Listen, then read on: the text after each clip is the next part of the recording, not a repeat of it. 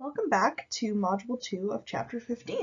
So today, we're going to focus on personality and dissociative disorders. And for me, I kind of mentioned this in the previous lecture, they are some of the most fascinating disorders that we deal with in psychology. So personality disorders, they tend to be very difficult to treat.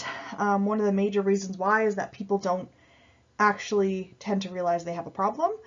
Because a lot of the time it is something that's kind of more inherent to their personality, and so they may not even realize that there's a disturbance there.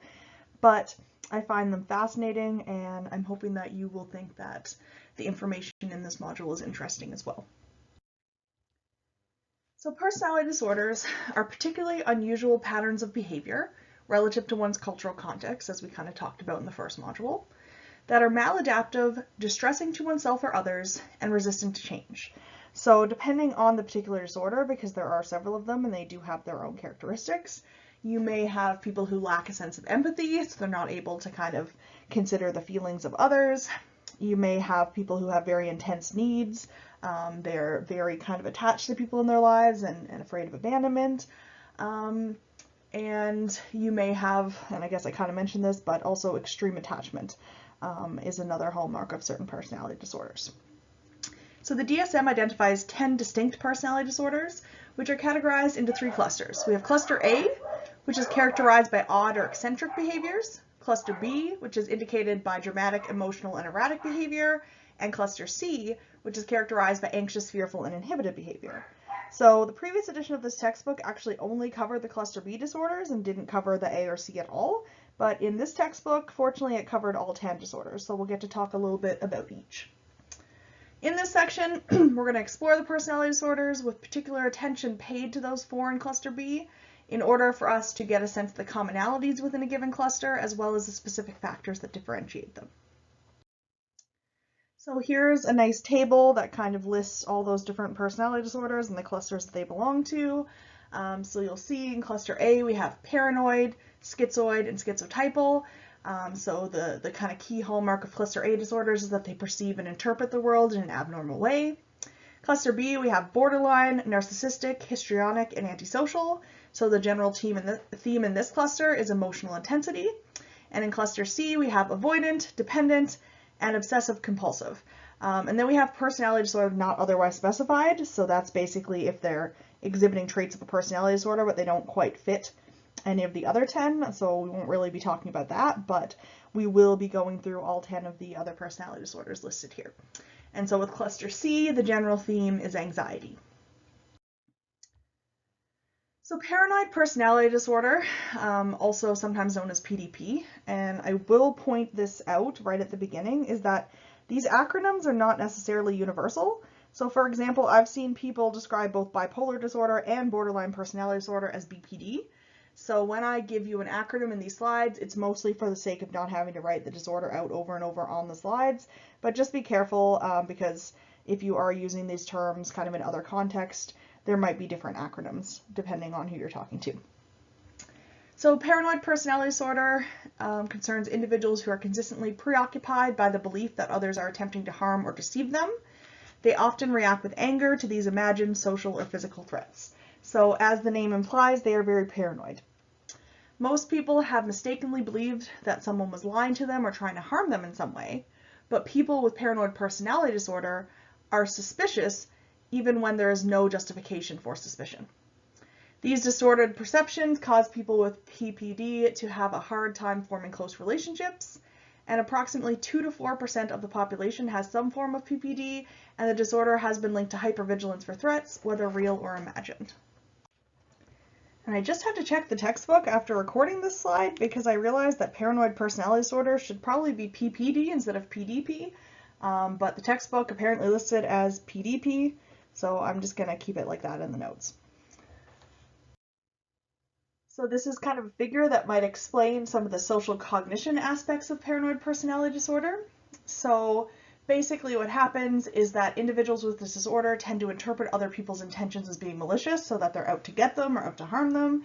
They then tend to repeatedly think about these perceived attacks. As a result, they're primed to interpret future social interactions as being threatening. So basically, because of their experiences and the fact that they're easily able to imagine that there is a threat, they're more likely to kind of perceive future situations as threatening as well. Next, we have schizoid personality disorder, also abbreviated as SPD. So this causes an individual to be socially detached. He or she does not desire close relationships, including being part of a family, and takes little pleasure in most activities. So people with schizoid personality disorder repeatedly isolate themselves from others and may appear as cold and aloof. They do not express many emotions, or they express them less intensely than other people might, and they often appear indifferent to praise or criticism. So many people with this disorder feel so distant from others that they wonder if other people notice them at all. Next up, we have schizotypal personality disorder. So this consists both of a discomfort with close relationships as well as unusual or eccentric thoughts and behaviors. So in a way, it's kind of a combination of the first two personality disorders that we talked about. Not quite, but there are definitely some kind of similarities to both. So individuals with this personality disorder tend to be suspicious and superstitious.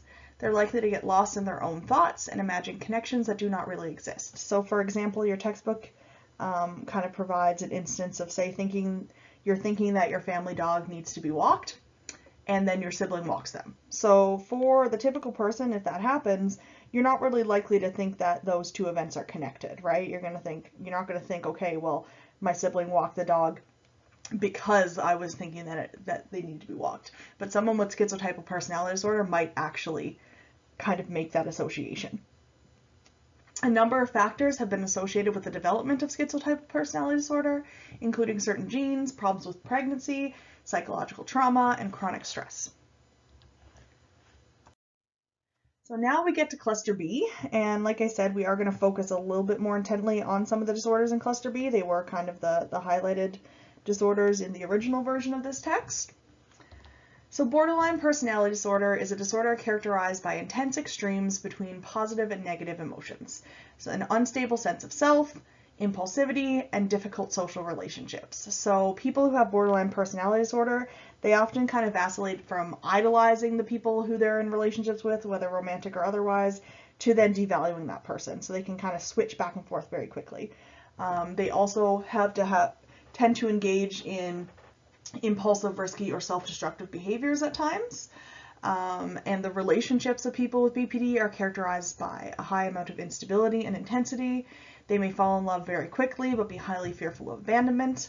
They're often, unfortunately, highly manipulative in relationships because they have that intense fear of abandonment. They attempt to keep the person under their control using any means possible. And for this reason, therapists will actually often limit the number of borderline personality clients that they will work with, simply because it can be very, very taxing on the therapist, even for a therapist to navigate these types of relationships. It is believed that BPD may arise out of a person's attempts to deal with deeply rooted insecurity and severe emotional disturbance that are ultimately rooted in emotionally difficult experiences such as neglectful or abusive parenting. So that's a common trend that you will see with almost all of the disorders in the personality disorder section, is a lot of them can be linked to trauma in childhood. It is a kind of a very common thing that occurs with any of the personality disorders. Because, of course, as we know, during childhood and adolescence, that's when your personality is kind of fundamentally being formed. So if you're having issues during those periods, it's more likely to lead to a disturbance. And what's interesting to note is a lot of people, if somebody is kind of having mood swings where they're going back and forth from, happy to sad to angry within minutes, there's this really unfortunate kind of myth or kind of stigmatizing statement that people say, oh my God, you're so bipolar. When in reality, somebody who's going back and forth between moods really quickly is more likely to be diagnosed with borderline personality disorder than they are bipolar disorder. Next, we have narcissistic personality disorder. So NPD is a disorder characterized by an inflated sense of self-importance and an excessive need for attention and admiration, as well as intense self-doubt and fear of abandonment. So they also share that kind of fear of abandonment by the people in their lives. They tend to act very confident, but there are really kind of two sides of this disorder that kind of appear contradictory. One is focused on self-enhancement and gaining attention from others, while the other is a fragile ego that is extremely sensitive to criticism. So even though they seem to be really confident and in charge and want all eyes on them, deep down a lot of people with narcissistic personality disorder tend to be very insecure. The central focus on the narcissistic person's own feelings leaves little space for empathy, so they tend to not be able to empathize with the feelings of others. Instead, they tend to be highly manipulative and put themselves first. People with narcissistic personality disorder tend to have a strong sense of entitlement, believing that others should satisfy their demands, and they are likely to do whatever it takes to ensure their own success. So people who have NPD can be very kind of cutthroat and ruthless when it comes to kind of business decisions and promotions and things like that, because in the end, they really put themselves and their priorities above everyone else in their life. Now we'll talk about histrionic personality disorder. So histrionic personality disorder is characterized by excessive attention seeking and dramatic behavior. The word histrionic actually comes from a Latin word meaning like an actor or like a theater performance, and people with HPD are typically high functioning. Their dramatic nature actually attracts people to them. It makes them appear vibrant and socially attractive, but similar to BPD and NPD, individuals with histrionic personality disorder often engage in self-indulgent and risky behaviors. So they tend to be highly sensitive to criticism and manipulative in their relationships. And the key difference between histrionic personality disorder and the other personality disorders is the flamboyance and exhibitionist tendencies that those with HPD display. So they tend to be very dramatic, very kind of all eyes on me. Like the name implies, like we said, it's kind of almost like an actor in a play. They kind of over-exaggerate everything. So finally, for cluster B, we're going to talk about antisocial personality disorder. And this is one of the other personality disorders that I've studied rather intensively. I actually wrote an entire term paper on this disorder last semester and its relationship with psychopathy, which is something that I'll get into in the next few slides. But APD is a disorder characterized by a profound lack of empathy or emotional connection with others. So they have a really hard time kind of feeling bad for others or kind of connecting with the feelings of others, and even just kind of connecting in a social manner. They have a disregard for others' rights or preferences and a tendency towards imposing their desires, often violently, onto others, regardless of the consequences. So unfortunately, a lot of the time they end up hurting other people in their lives, and when younger, they may even kind of exhibit these tendencies in abusive acts towards animals as well. So often, as I mentioned, is common with personality disorders. People who develop APD have experienced trauma or abuse in their past.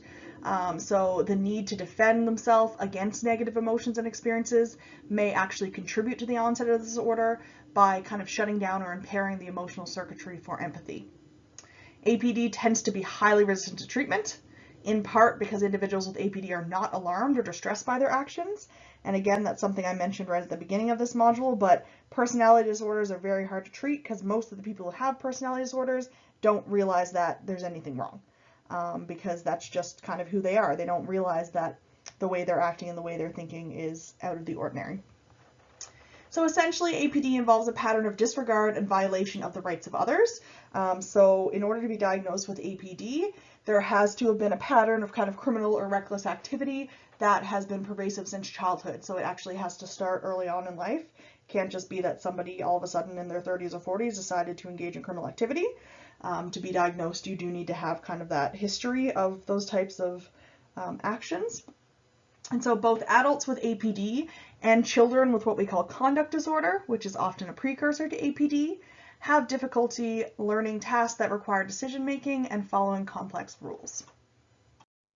I'm going to take a break here from kind of the general listing of the personality disorders to talk a bit to you about psychopathy. So as I mentioned on the last slide, psychopathy and antisocial personality disorder were the topic of one of my major term papers last semester. The distinction is something that I've been fascinated in for years. So I would like to share with you a little bit of information about what it means to be a psychopath and how it differs from the concept of antisocial personality disorder as it's defined in the DSM today. So in 1951, Hervey Cleckley popularized and standardized the word psychopath, which describes a person who lacks all conscience. So somebody who is a true psychopath has an inability to feel normal emotions.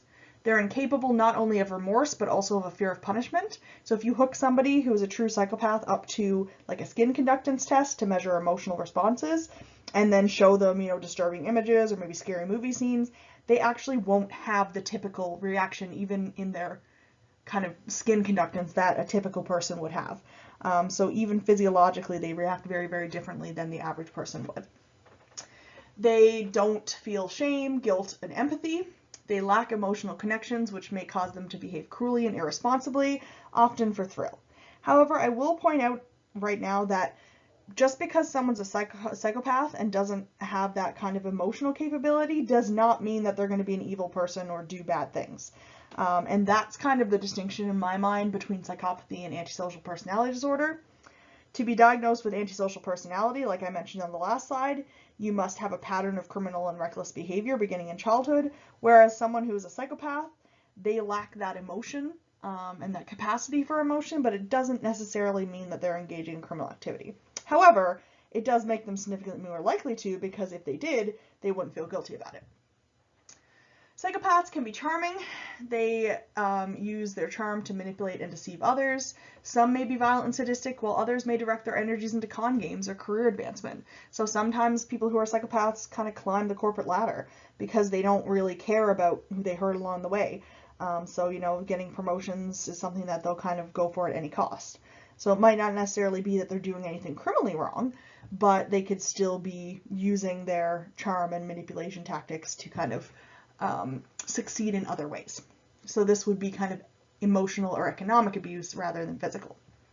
Psychopaths are believed to exist in all cultures and throughout history, although they do seem to be more prevalent in Western society, so it seems to be kind of a higher rate. It's still a very, very low rate overall of people who are considered to be true psychopaths, but it does seem to be more prevalent in our society than in others.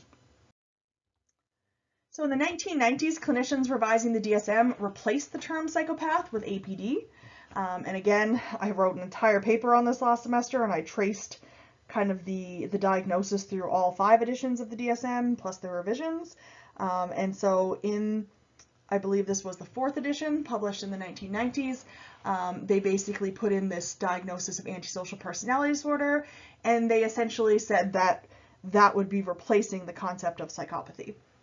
So as we learned about a couple slides ago, people with APD break the law, they're impulsive and thrill-seeking, they're reckless with their own safety and that of others, they often get into fights or physically assault others, and they're irresponsible, so they fail to hold jobs and meet obligations.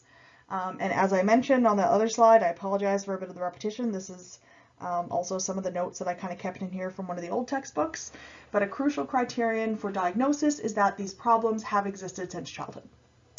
So the DSM made the change in labeling, so they basically said we're going to include ASPD instead of psychopathy to emphasize the behavioral signs of antisocial personality disorder.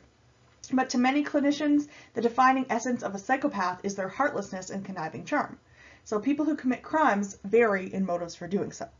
And in fact, we do see that even though anyone who's a true psychopath won't have that capacity for kind of emotion or empathy or feeling guilt, things like that, people with APD vary in their capacity for these emotions. Therefore, not all people with APD are psychopaths. So we actually see that only about 15 to 20% of people who could be diagnosed with antisocial personality disorder would actually be considered a true psychopath. And that's why I argue that they are not the same condition. They are 2 different things. And the DSM should, in future editions, kind of come up with a better way of representing psychopathy within its criteria for diagnosis. Conversely, not all psychopaths are antisocial or aggressive in the ways typical of APD. So like I mentioned, just because you don't have that emotional capacity does not mean that you're going to go out and start committing crimes and hurting other people. Sometimes the 2 disorders converge, and in those cases, you would probably get the worst, most sadistic type of criminal possible if you had both antisocial personality disorder and psychopathy, because they'd have that penchant for committing crimes and also that lack of possibility for empathy or remorse. It is clear that APD and psychopathy are similar conditions, but many argue that the 2 are dissociable and the diagnosis of APD is useful in psychiatric settings. So I'm not arguing in any way that APD isn't an important thing to study and to know about and to diagnose. Obviously, it does come with a lot of really detrimental effects, both for the people who suffer from it and the people around them, but I would definitely argue that they are very different conditions, APD and psychopathy. Most psychopaths meet the criteria for APD, but most people with APD are not psychopaths, as we mentioned on the last slide. And differentiating between the 2 is perhaps the most important in legal settings. So we do see that a convict who has APD alone, rather than APD and psychopathy, is not nearly as likely to reoffend.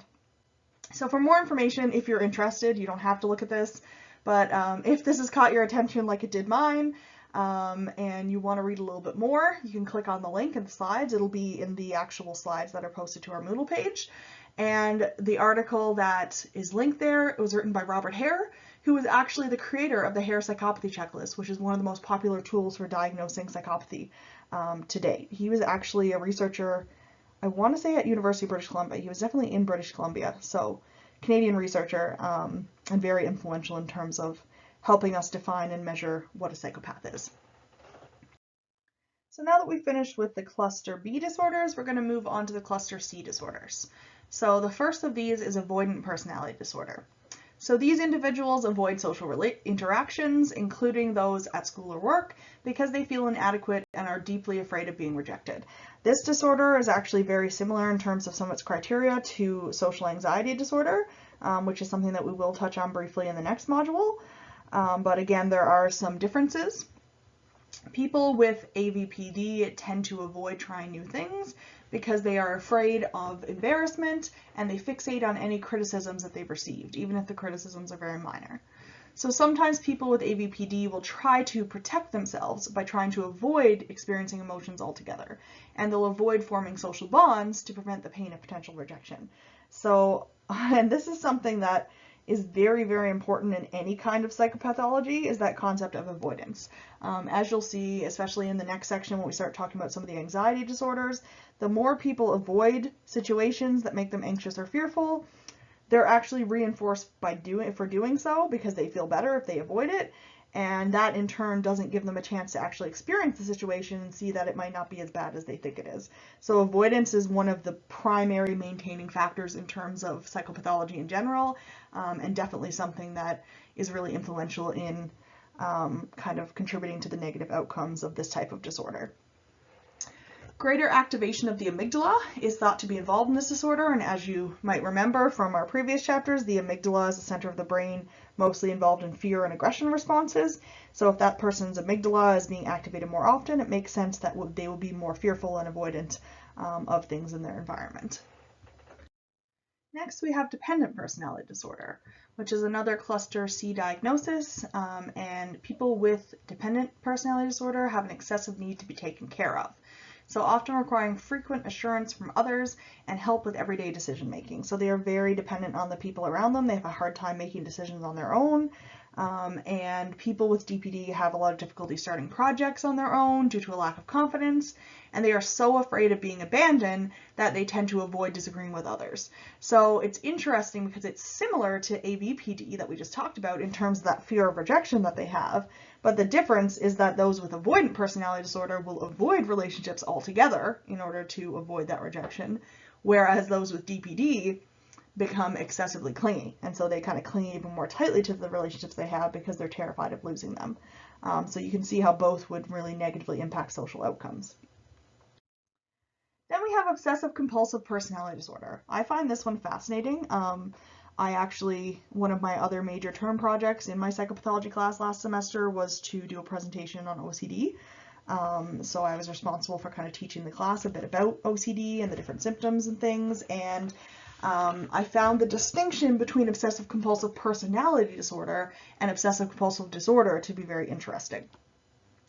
So OCPD is a disorder in which individuals are perfectionists who are unusually focused on details, organization, and productivity. These individuals also tend to avoid spending money or throwing out old worthless objects. Many people who enjoy organization will kind of self-diagnose themselves with this disorder. I mean, honestly, most people say that they are OCD instead of OCPD. I don't think many people know this one exists, but both cases are incorrect. In reality, OCPD involves a maladaptive focus on details that causes distress in life. So it's not something, if you're someone who enjoys a clean space and you like, keeping things organized, that is probably a good thing in a lot of cases. Someone with OCPD needs that organization to the point that it starts to cause them distress. So when attempting to complete a to-do list, for example, someone with OCPD may spend so much time trying to complete each item perfectly that some items are not completed at all. And also people with this disorder often fail to delegate tasks or accept help from others because they feel that others won't do things perfectly enough. So they have a very, very kind of strong drive for perfectionism, and they're so terrified that something will mess up that they won't even allow other people to help them because they're scared that that person won't be able to do it well enough. So it can be a really devastating disorder to deal with. That's one of my pet peeves, which you've probably kind of caught on to by now when I talk about this kind of stuff, but I really, really hate, the stigma and the myths surrounding mental illness and people going around calling themselves OCD or talking about how so depressed they are and calling people schizo. Those are all really, really negative things that we really should not be doing because it is just further contributing to the stigmatization of these disorders. Now we're going to move on to some dissociative disorders. I find these very fascinating as well. It's not something that we've talked a lot about in my program so far, but definitely something that I've read up on a little bit. So a dissociative disorder in general is a mental disorder characterized by split between a person's conscious awareness and their feelings, cognitions, memory, and identity. So when you dissociate, it basically means that you're kind of splitting in a way from reality, or from what would typically be kind of your behavior or your thoughts and things like that. So these disorders include dissociative fugue, which is a period of profound autobiographical memory loss. People in fugue states may develop a new identity in a new location. This one can be particularly devastating because the person who experiences dissociative fugue may literally just kind of walk away one day from their life and start something completely new in an entirely different city without warning. They just kind of completely lose their former identity, and it can be really difficult to track them down sometimes. Then you have depersonalization disorder, which is a strong sense of the surreal, so things don't really feel real to you. The feeling that one is not connected with their body, and a feeling of disconnection from one's regular identity and awareness. So not feeling like yourself, kind of feeling like you're outside of your skin or you don't really kind of exist in reality, are kind of some of the hallmarks of depersonalization disorder. And then finally, we have dissociative amnesia, which is a severe loss of memory for a specific stressful event when no biological cause for amnesia is present. So you've all heard of amnesia before. We talked about it in the memory chapter, so I won't kind of get into that in any more detail than that. But these are just some examples of the dissociative disorders that exist. And now we are going to talk about perhaps the most familiar and controversial member of this category, which is dissociative identity disorder. You may have heard it referred to as multiple personality disorder.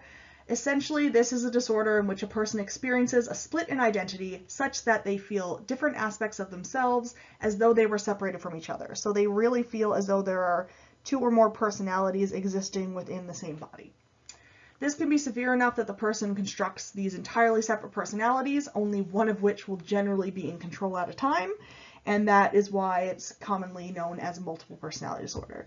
DID is kind of the new term, the one that's now kind of in the DSM and what we now kind of diagnose, but formerly it was known as multiple personality disorder. The personalities, or alters, may be very different from each other in terms of gender, memories, and autobiographical sense of self. And in most cases, dissociative disorders, such as dissociative identity disorder and some of the other ones we just talked about, are thought to be brought on by extreme stress. So some psychologists have hypothesized that during a traumatic experience, if individuals may shift their consciousness to cope. So for example, in the case of dissociative identity disorder, a lot of the times, the person will identify one of their alters that kind of acts as the protector for the others. That may come out in times of stress to kind of protect the person from whatever stressful experience is occurring at the time. So DID is very rare. It affects only about 1% of psychiatric patients. And there has been a long-standing controversy over whether the disorder is real. One of the major things that's contributed to that is that many cases of this disorder have been faked. We've kind of caught a lot of people in the act of trying to fake multiple personality disorder or dissociative identity disorder. But importantly, many of the cases, the alters begin to feel real to the patient. So whether or not they are real in all circumstances, the patient themselves really begins to feel that these alters are real to them. So tests of memory dissociation has suggested that some types of learning do not transfer between alter identities, so there really does seem to be some kind of compartmentalization within the mind. Again, whether or not it actually means that these different personalities exist is another thing, but there definitely does seem to be evidence for kind of a split.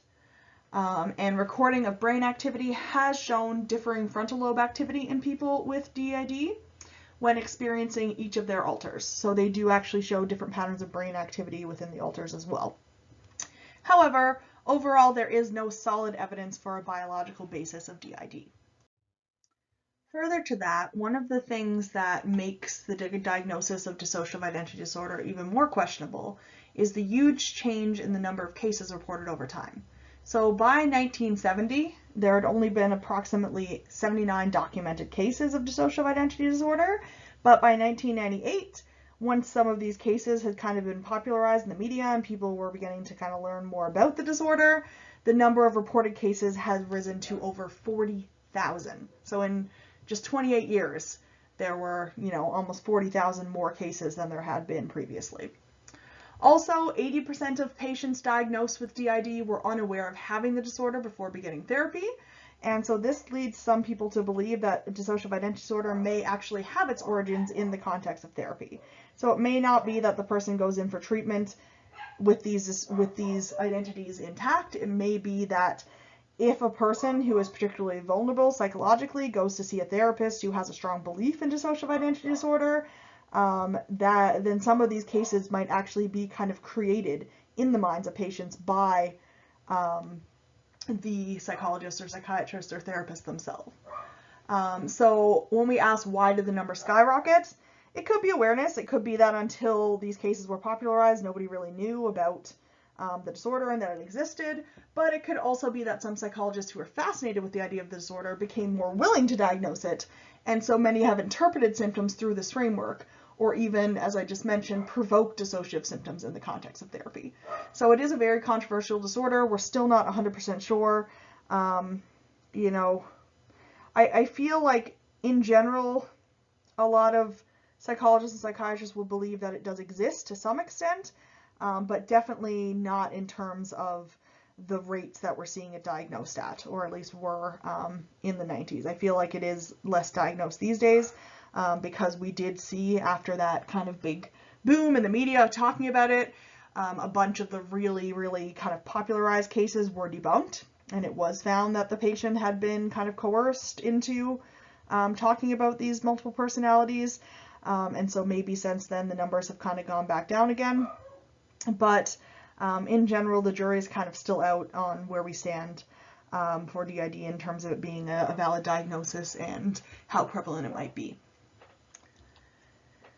And that is the end of Module 2. So hopefully you enjoyed learning about the personality and dissociative disorders. Like I said, they're definitely one of my favorite topics in this chapter. I find them very fascinating. So next we're going to move on to talking a bit about mood disorders and anxiety disorders. So most of the common disorders you probably would have heard of, like general anxiety, major depression, bipolar. We'll talk a bit about all of those, and then in the fourth and final module, we are going to devote an entire module to talking about schizophrenia, which I'm really excited for because that is probably, if I had to pick, two primary research interests, it would be personality disorders and psychosis. And schizophrenia is a psychotic disorder.